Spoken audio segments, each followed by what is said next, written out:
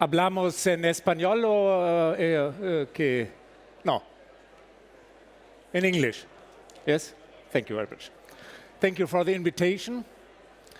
Though I'm not a textile fan and not an expert in fabrics or something like that, you will see this is the name here.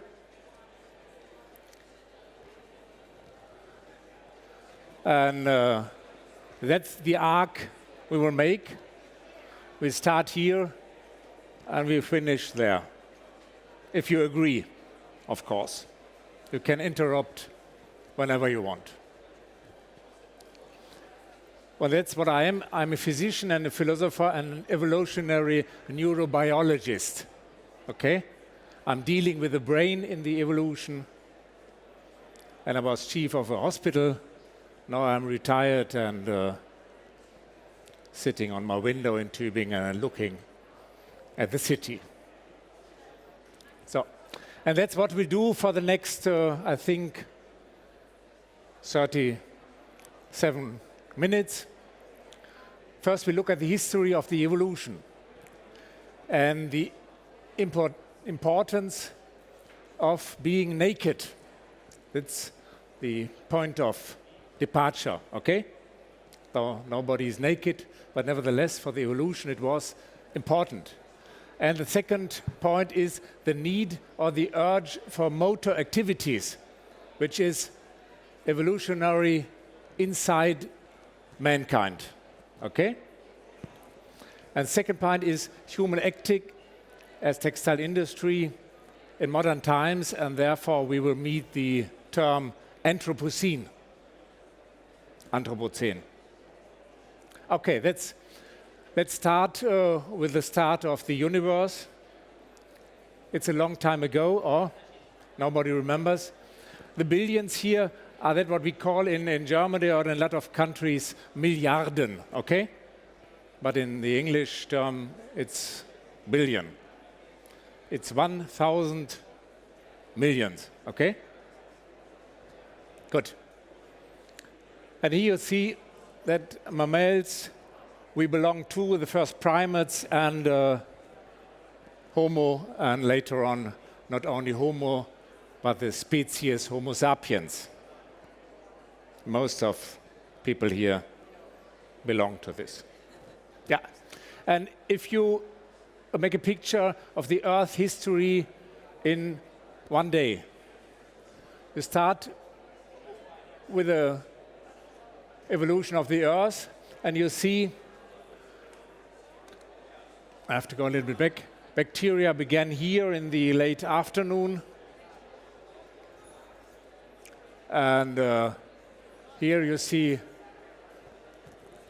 do I have a pointer here? A pointer is possible? As I'm. It should be this one. No, the battery's Thank you. not working. Thank you. Yeah. No. Yeah. Oh, no. And here you see the dinosaurs. Okay. We can't see it. You can't see it. Okay. Oh, you have to believe me. Okay. And you see Homo sapiens in the last minute of this day, when you see the whole Earth history in an image of one day. Okay? Only the last seconds.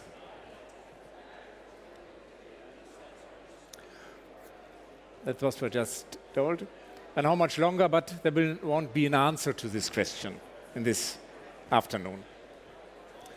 Now, we look at the past, the evolution, and we start with some ecological change, the climate change and the formation of savannas. Okay? And the urge to find food on the ground and to hunt.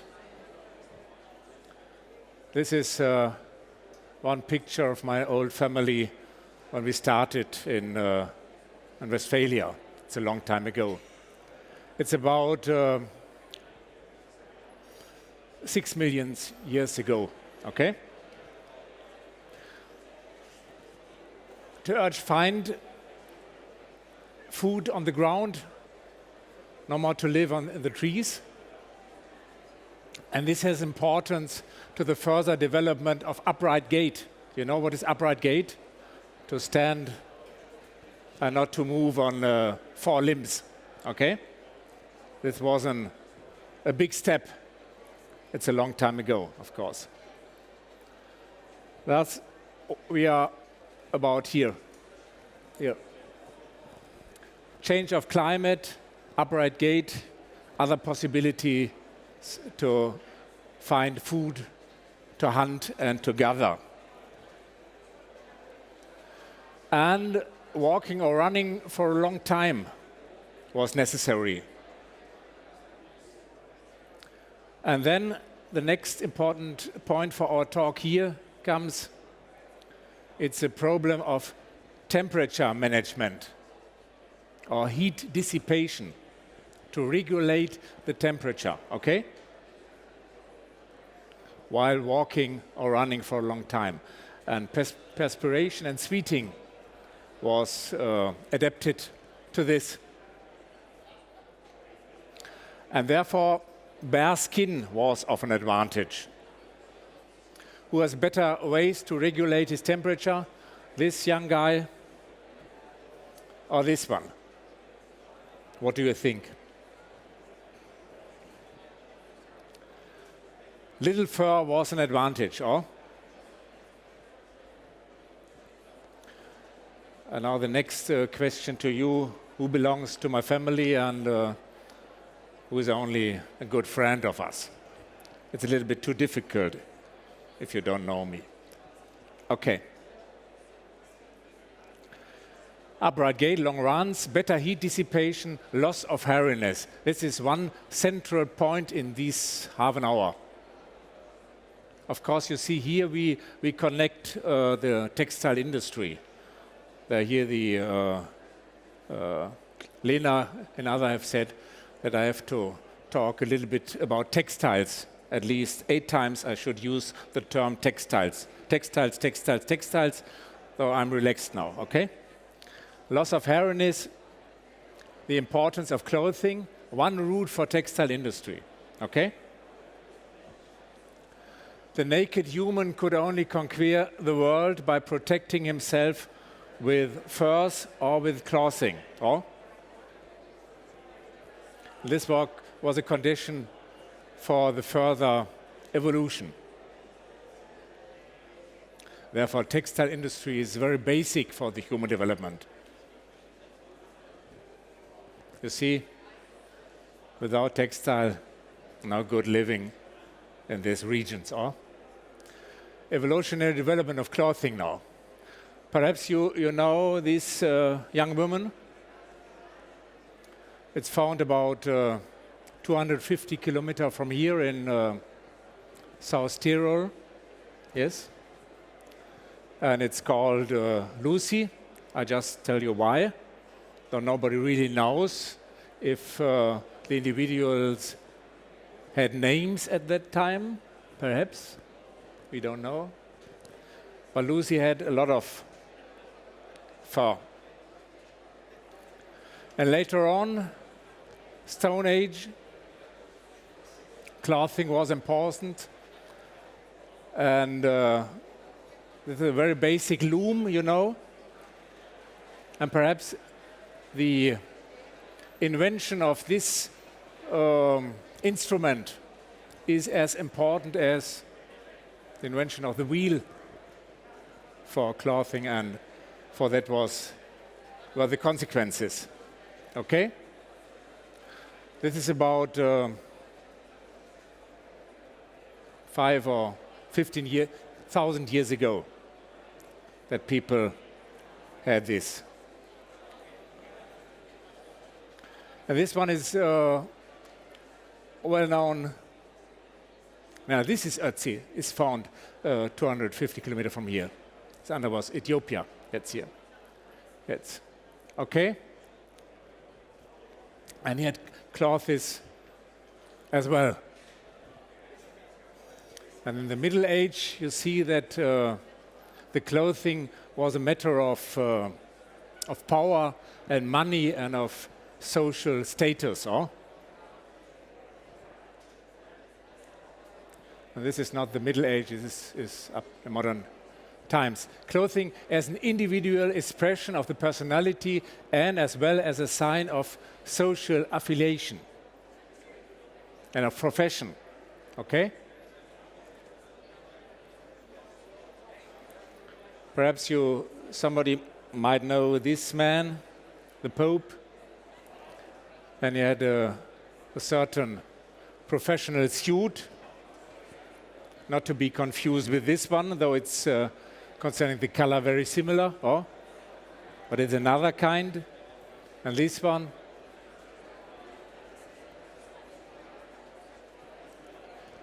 And uniforms demonstrating a certain profession and a certain history. This is not a soldier. Thus, the first summary is that, as we said, the early Homo as a runner, as it was for an advantage to gather and to run and to collect and on the ground and not in the trees, okay? The running and the advantages of nakedness and the urge of clothing. The other one we take next. The second point, in connection with the adaptation to the former life, is this one here. As a runner, and the metabolic rate is in steady state only when being active. That's what I will explain further. So, das haben wir gesagt. The second point, establishment of a metabolism found focused on motor activities. And clothing as a flexible means of adaptation to different body temperature when moving and when being active. Okay, this picture you've seen, and they are in different active states and they need different apparels. The basic energetic metabolic rate for humans is just slightly above 2 milligram of oxygen consumption per kilogram per hour. This is quite less. Okay? You see what is about the dogs. And this is too little for life in temperate climate zones. If not, the internal heat production just by activity is added. Okay? Therefore, humans are designed for activity, for movement. And now the next song, please.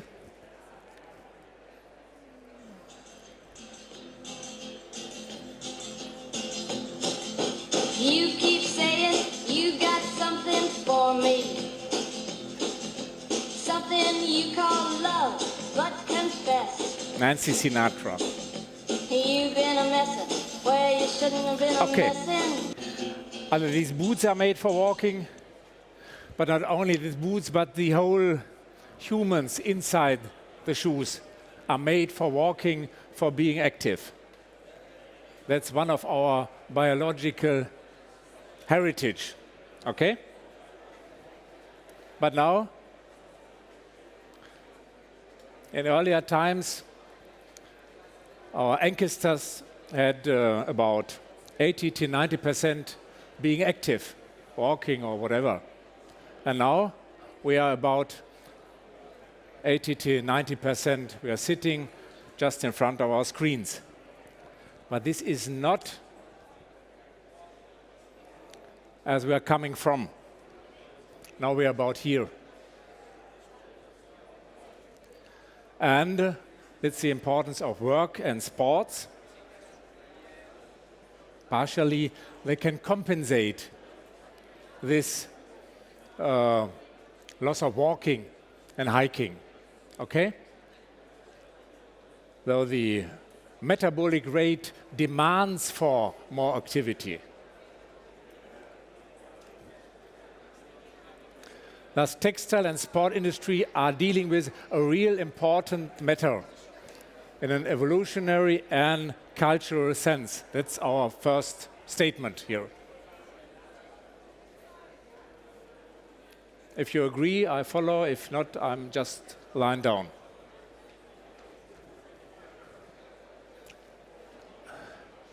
So far, so good. The second part, textile industry in Anthropocene. The problems of the whole biosystem.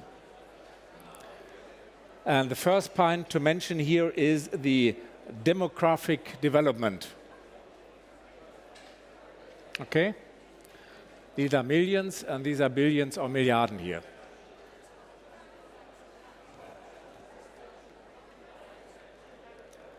And this is a schema of this development. We are many, and perhaps we are too many on the Earth. As the resources of our Earth are limited in many respects, that's what I wrote here. The renewable capacity of all parts is limited. Okay? This does, of course, not apply to renewable energies. We are no longer living in balance. We are exploiting, ausbeutend. And now we are here, coming from the water, the whole human evolution.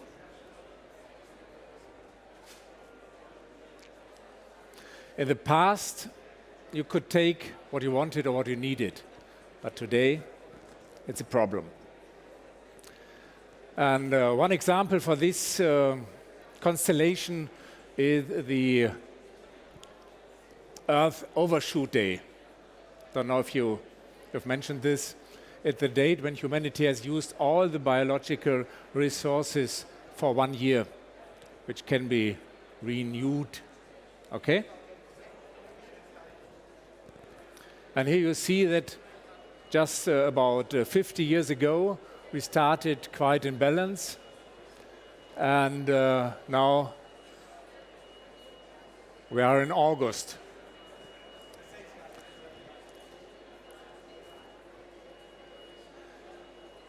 And now we need about 1.75 Earths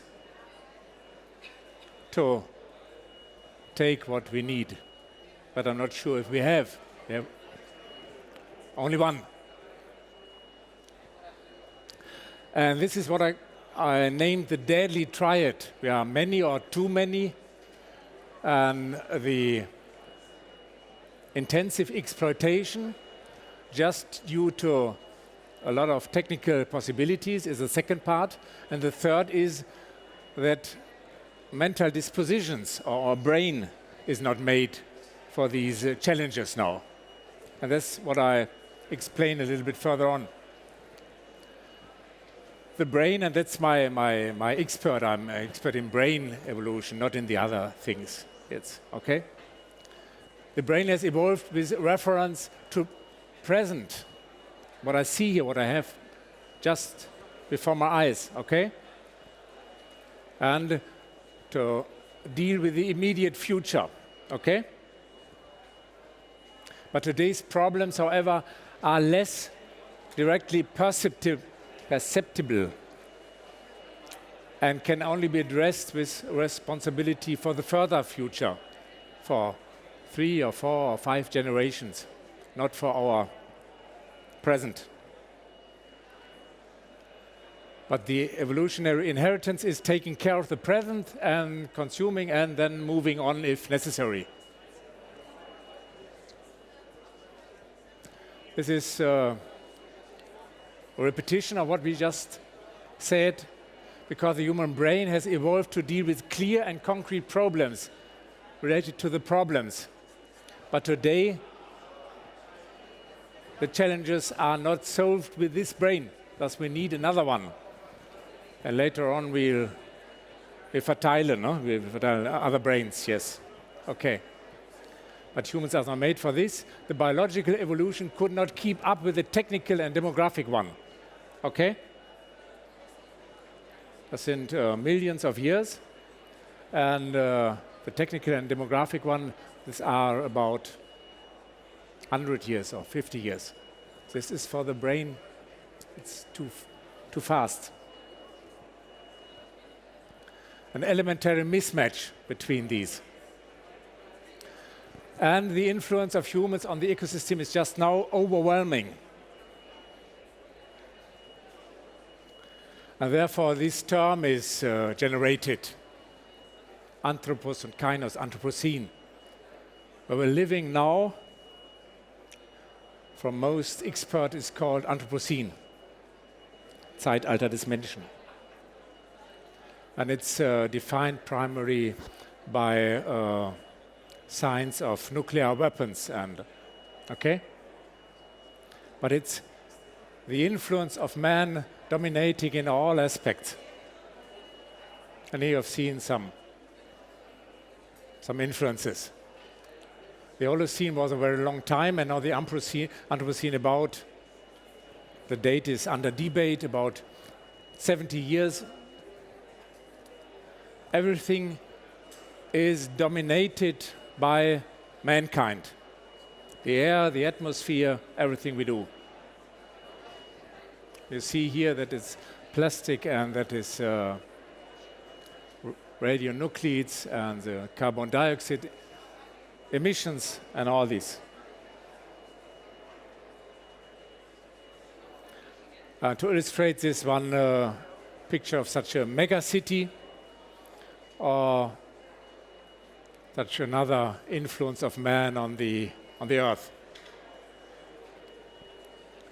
And this is a curve of carbon dioxide concentration. And here, this is 10,000 years. And now here we are in Anthropocene here, and you see what has evolved. There is a massive increase in carbon dioxide in the atmosphere in the last 50 or 100 years. Or, which was quite in a stable balance over a lot of thousand years. One example for the influence of mankind. This is a summary of what human acting does, arable farming, at the expense of a lot of habitats of animals and plants, monoculture, less insects, overfishing, fossil energies. There comes the discussion with the greenhouse effects, human acting. And now the summary. The first part was textile and active sport industry have taken on a great legacy for the development of mankind. Without, we could not conquer the world and develop as we are.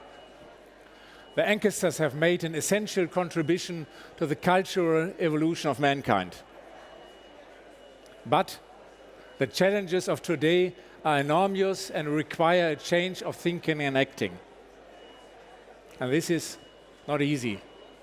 And these are keywords which now you find here everywhere. But the acting and the Umsetzung is a big problem. Thank you very much for your attention.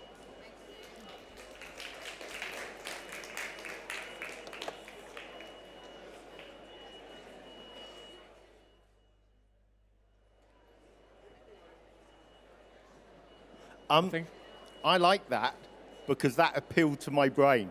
You now have an opportunity with a guy who knows more than us. Would anyone like to ask him a question? Now, I'm going to make sure Gerard doesn't run away, and I'm going to keep you at the side if you'd rather speak to him personally. But does anyone want to start off? Because if you don't start off, I start off. We have the first question. Thank you so much for this presentation. My question is about our human brain evolution. As I understand from you, we are lacking and we are not evolving fast enough given our certain context. But what to do? So of course we have this situation, we have a lagging brain, but what can we do while we are not evolving fast enough? Tja. The biological evolution of the brain can't be fastened by us. But of course, it's influenced by our social organization, by politics, by that what you feel in the family and what you give your children. Of course, there are possibilities to change or to influence. So the brain is always a little bit skeptic. What is this problem? Yes. Yeah. Gerard, this is what I like. You give precise answers. It's nice and simple. I talk too much. You are very accurate. Would anyone else like to pick on Gerard whilst he's here? Because otherwise I'm going to get into a deep philosophical question. There are no questions which have come from the virtual audience. What I want to ask you is, when we look back at how we've evolved, Yes. we've made mistakes and we've learned best from our mistakes. In my opinion, we're now ignoring our mistakes and we think we know too much information. So we are not looking back to learn from our mistakes. What are your views about how our attitude has changed? In the old days, if we go back to Stone Age man, if you did something wrong, you died.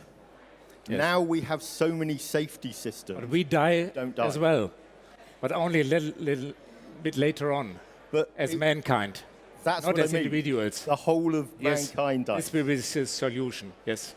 So we're committing mass genocide, basically, self-inflicted. Yeah.